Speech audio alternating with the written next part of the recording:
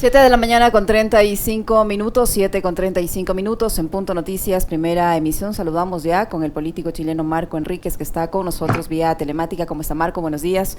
Bienvenido, gracias por acompañarnos. Le saludamos a Alexis Moncayo, quien le habla, Licenia Espinel.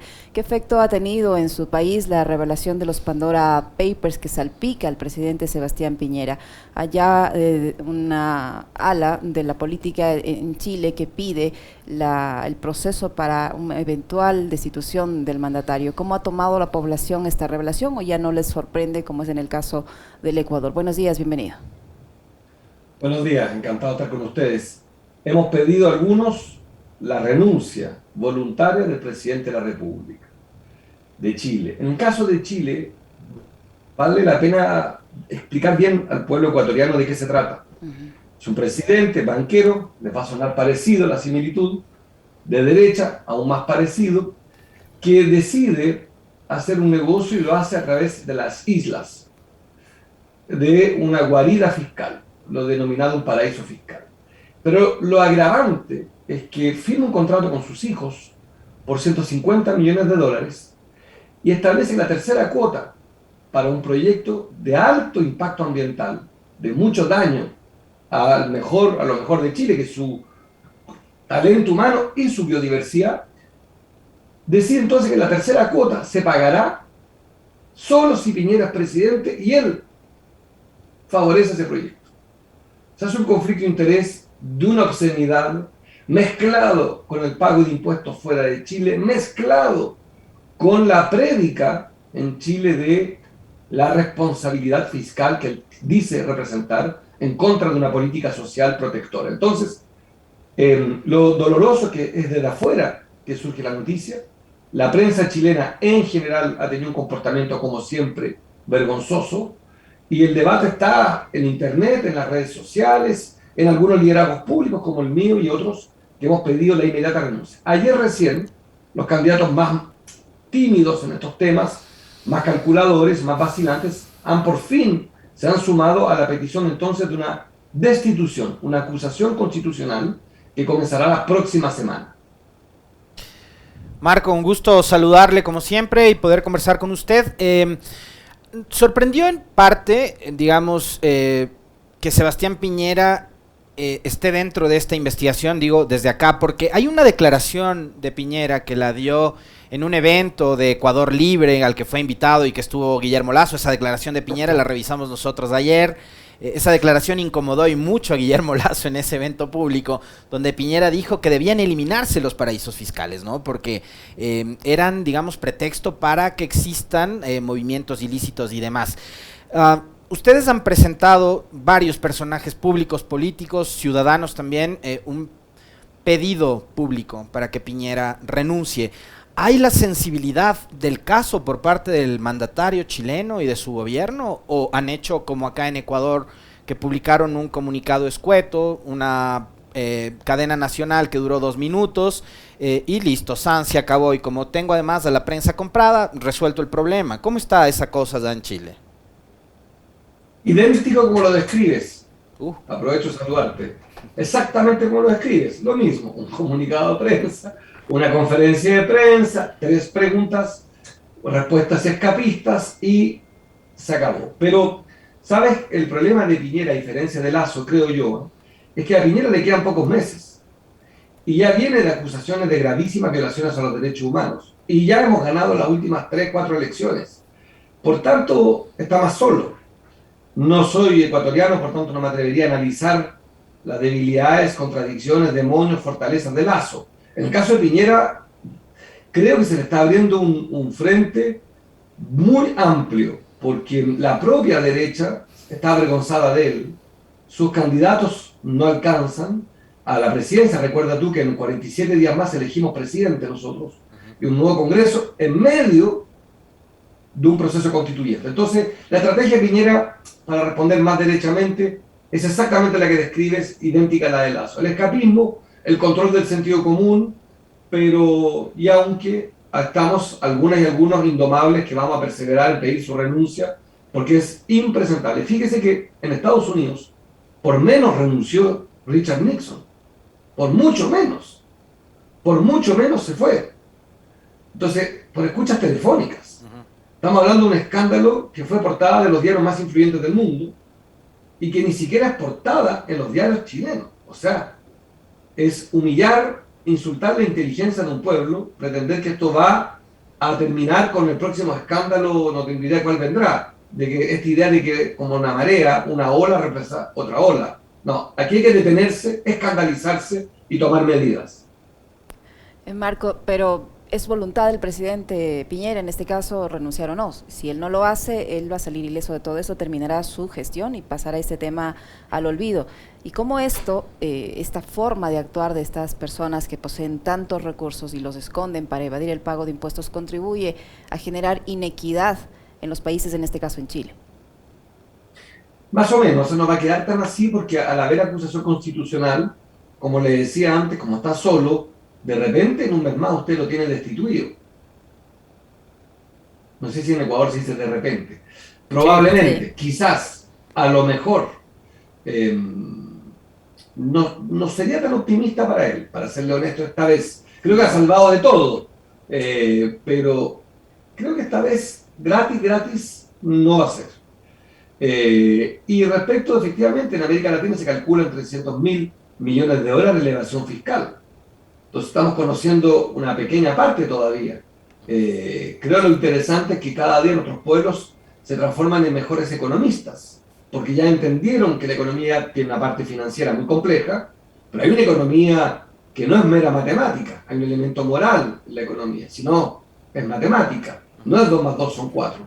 Creo que somos cada día más cultos y nos damos cuenta en nuestros pueblos que la derecha ha mentido. En Argentina dijeron que si eran esclavos del mercado vendría la inversión extranjera. No llegó, porque no hubo paz. En Chile, la capital, la Corea del Norte del capitalismo, la capital del capitalismo en América del Sur, el mejor alumno, la Suiza latinoamericana, tuvo las protestas más importantes de la historia de Chile. Estoy hablando de ahora, hace 2 años. Creo que estamos en un momento distinto, no sé si nuevo, porque la tragedia de la pobreza y la desigualdad no es nueva, pero estamos en un momento distinto. Por tanto, soy optimista. Creo que esta vez, tenemos un pueblo digno que se puso de pie y que no está glaciado, no está hibernando, no está anestesiado. Ahora, yo más adelante quisiera hablar y precisamente de cuánto podría influir esta filtración. Bueno, hablemos de paso de una vez, Marco, porque hablaba de que ya se vienen elecciones presidenciales en Chile próximamente. Nosotros acabamos de pasar una elección presidencial. Este tema de Lazo en Ecuador se lo viene discutiendo y conversando desde 2016. Digamos, en el caso de Lazo también fue como un secreto a voces, ¿no?, que se conozca el resultado de esta investigación. Pero, ¿cuánto puede influir este escándalo mundial en procesos electorales como el que ustedes van a vivir y en procesos electorales en donde probablemente también sufra un impacto negativo la derecha? Porque, digamos, está Lazo, está Piñera, pero hay otros libertarios como Vargas Llosa que también aparecen involucrados en estos temas. Está Durán Barba, que fue asesor de Macri, está el hermano de Macri, etcétera, etcétera. ¿Cuánto puede influir esto para que el progresismo consolide una estrategia, si se quiere, no sé si regional, pero capaz en bloque, para lograr lo que consiguió la restauración conservadora con gobiernos como el de Duque en Colombia, el del mismo Lazo en Ecuador o el de Piñera en Chile? Mire, yo primero debo transparentar al público ecuatoriano que soy un admirador de Rafael Correa, y creo que en esta materia él fue una vez más, un vanguardista. Rafael Correa habló mucho de esto en Ecuador, como presidente, como candidato, como perseguido político, y ha inspirado mucho al Grupo de Puebla, que me toca coordinar, este grupo de líderes políticos de América Latina, el Caribe y España. Y nosotros creemos que sí, que en América Latina y el Caribe esto lo vamos a transformar nosotros en una... De hecho, estamos a minutos, horas quizás de sacar una declaración contundente. Creemos que sí, que el progresismo debe organizarse y no dejar pasar este episodio. Yo insisto, tener una costumbre en la humanidad de bastante contemporánea del minuto de silencio. ¿Se ha fijado usted? De los homenajes, de los días de duelo. Bueno, yo buscaría el símil en la política. No podemos dejar pasar esto.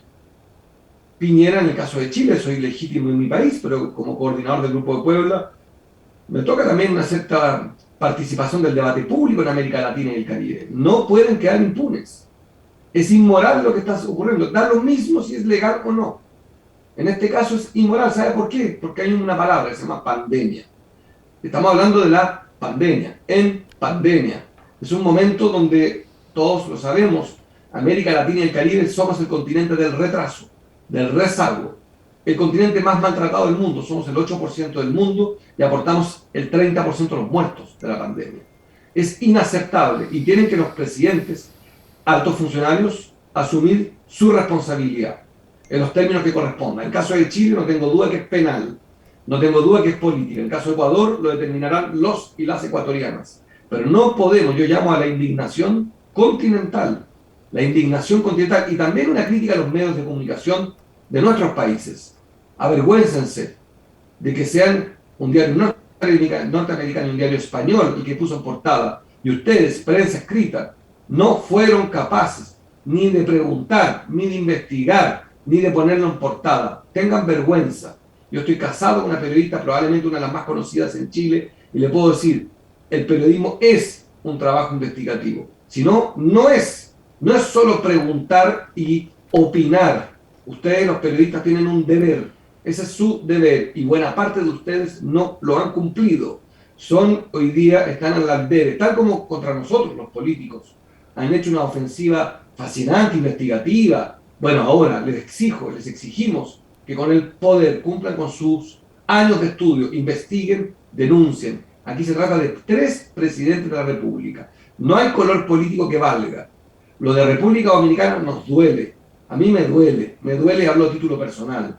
Me duele, porque es un presidente del eje progresista, pero es intolerable, es un dolor, que en pandemia hayan seguido ocupando paraísos fiscales. Marcos, ¿cuál es el procedimiento? Usted dice que van a presentar una denuncia constitucional. ¿Hay los votos para que respaldan esta demanda? ¿Y cuál es el procedimiento al interno del Congreso chileno? ¿Qué pasa si es que prospera? ¿Cuál sería el escenario del presidente Piñera? Somos mayoría, solamente la ambigüedad de las demás candidaturas presidenciales de oposición podría hacer perder esto. Ya ocurrió, no quiero aburrirlo, pero en medio de las protestas, una parte de la oposición prefirió negociar con Piñera. Mientras lo acusaban de genocida, negociaban. Creo que son los dilemas de la política. Yo no quiero predicar, pero creo que es un momento de ser muy firmes.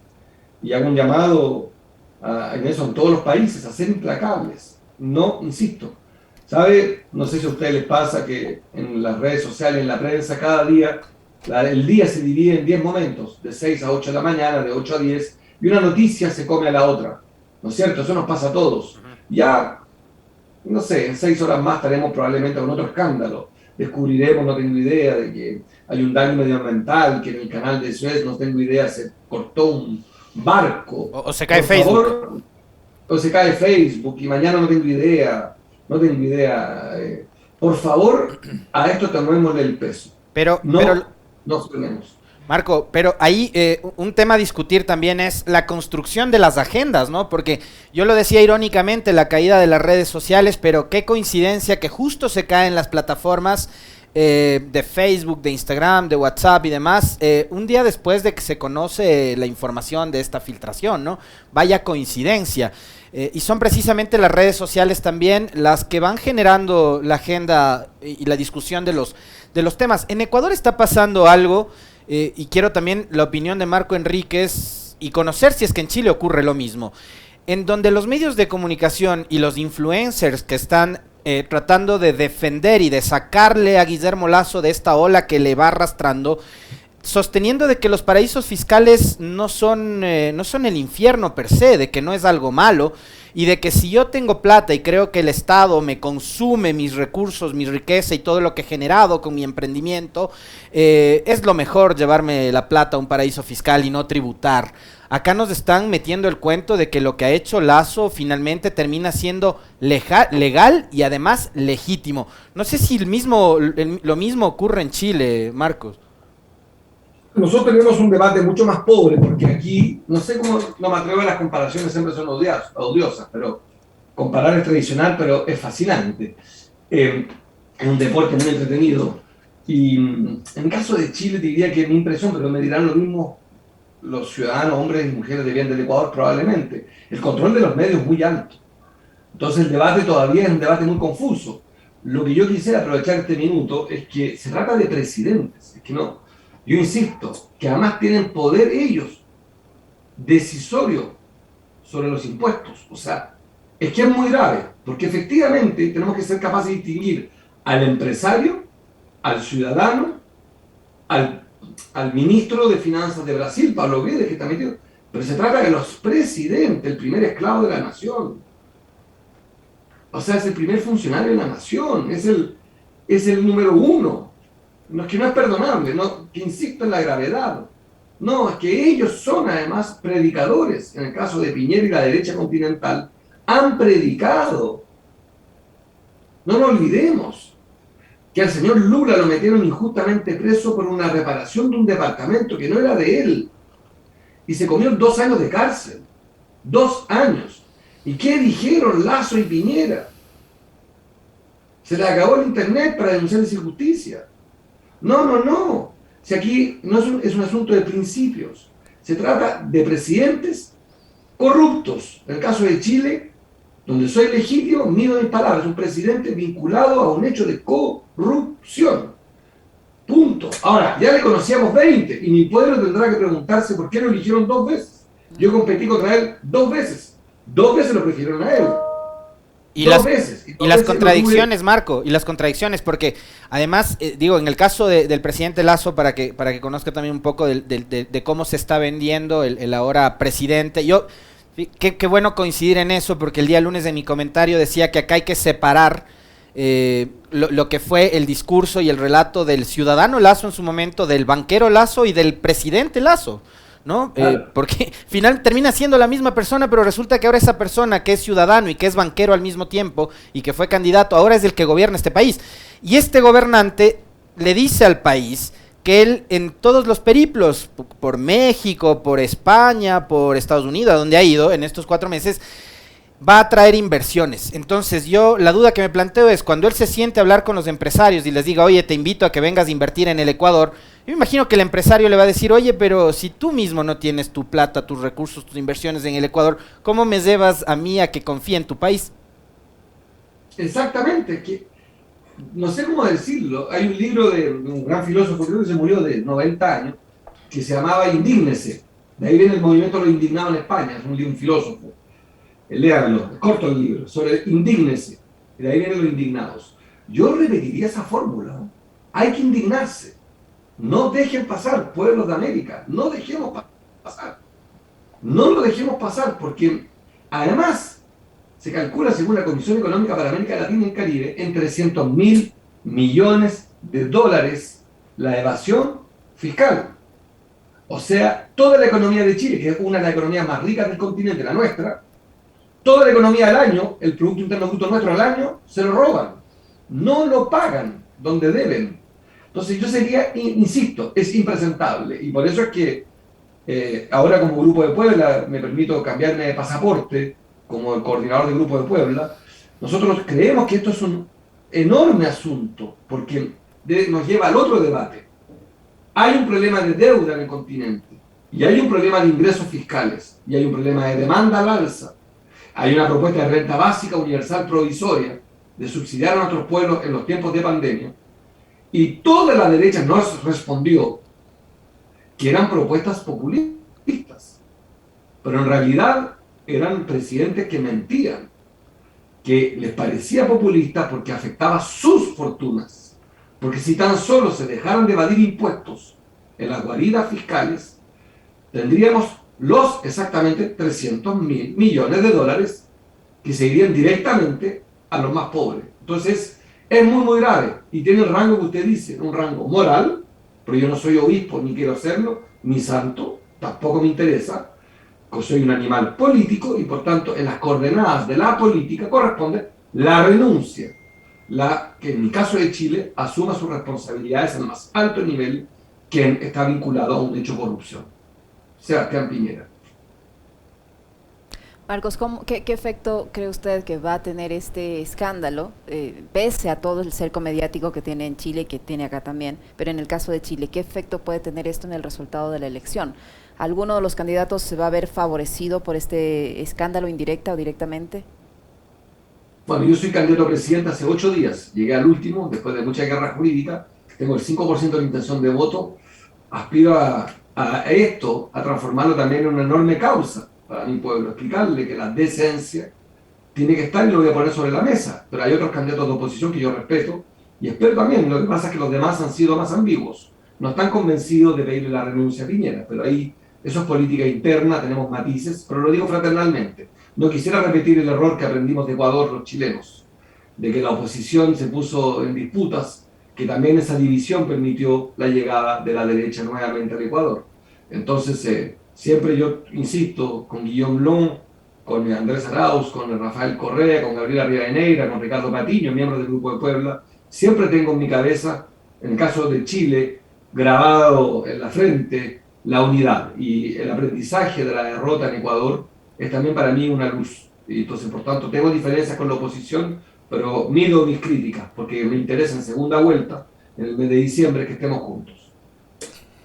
En el pueblo, cuando ha salido a recorrer, Marcos, de estos días y a partir de que se descubrió estos entramados que vinculan a presidentes como Piñera en su país, ¿qué dice la gente? ¿Qué es lo que el chileno del común conversa con ustedes frente a este escándalo mundial? ¿Hay esa indignación de la que usted se refiere? Esto explotó el domingo y hoy día es miércoles. Lunes y martes, a mí lo que me han dicho mucho en la calle, que el presidente es un ladrón y que por favor no lo dejemos pasar, pero eso es la voz de algunos, no me atrevería nunca. Yo he sido candidato 3 veces a presidente, por lo cual me reclamo conocedor de mi país. Eso no es una estadística, pero ha sido visto una reacción muy dura en la calle, de mucha indignación, pero ya veremos también cómo ya vendrán las encuestas a demostrarnos que es mucho más importante el narcotráfico, mucho más importante la delincuencia que esto es una pelea de políticos. Que la trampa en la que nos van a meter, tratar de decir que la pelea con Piñera es una pelea de políticos. No, no, no.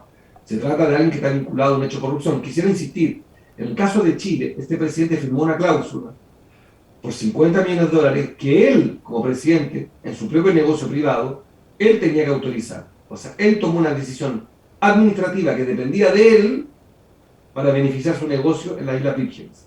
Ese es el asunto adicional. ¿Se entiende? No es solamente un tema de evasión. Además se descubrió, se confirmó y se está investigando y espero que se haga penalmente, ahora se hace periodísticamente, los alcances penales de un presidente que hace decretos a su favor para ganar él 50 millones de dólares adicionales a los 100 que ya había embolsado por invertir en esa empresa. Marco, yo quisiera aprovechar esta oportunidad para conversar también sobre cómo está avanzando el proceso constituyente en Chile. Este es un momento histórico que ustedes habían esperado por largos años, porque tenían vigente una carta constitucional que fue heredada del pinochetismo, de la dictadura, y ustedes necesitaban de un documento democrático distinto, amplio, con una visión más social. Llegó ese momento, tuvieron un referendo, fueron a la constituyente. ¿Y cómo está avanzando este proceso? ¿Hay expectativas de parte de ustedes, de la clase política, de los ciudadanos? ¿Cómo marcha eso?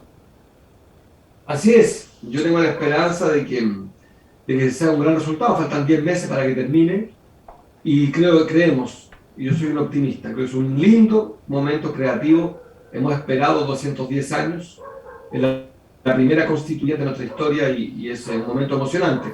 De nuevo, tú sabes que yo trabajo en comunicaciones, por tanto atiendo a esta idea de la ola que reemplaza a otra ola. El drama de la constituyente es que lo mismo, son tantas las noticias que hemos olvidado, creo, demasiado que estamos en un momento constituyente. Incluso los candidatos presidenciales plantean un programa de gobierno olvidándose de que hay una constituyente, que por ejemplo podría eliminar el Senado de la República, terminar con los fondos de pensiones privados. En eso estoy ante el público ecuatoriano, poco y nada le debe importar, pero en mi caso yo propongo un gobierno de transición, es un tema distinto, pero sí, yo creo que el proceso constituyente va bien, ha tenido, por supuesto, ha cometido errores, ha habido torpezas pequeñas, algunas más graves, algunos fueron descubiertos en ilícitos, pero bueno, sigue siendo un proceso mucho más legítimo que el Congreso de Chile.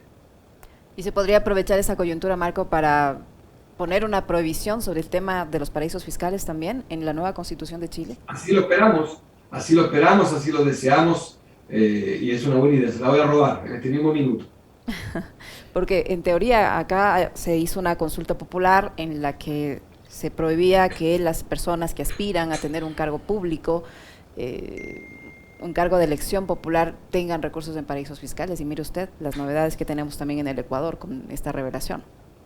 Así es, yo lo sabía de antes, porque algo conozco su país, que es un lindo país. Así es, vamos a empujar los límites de lo posible, vamos a tratar de explicarle a los escépticos de que la decencia es sinónimo también de coraje.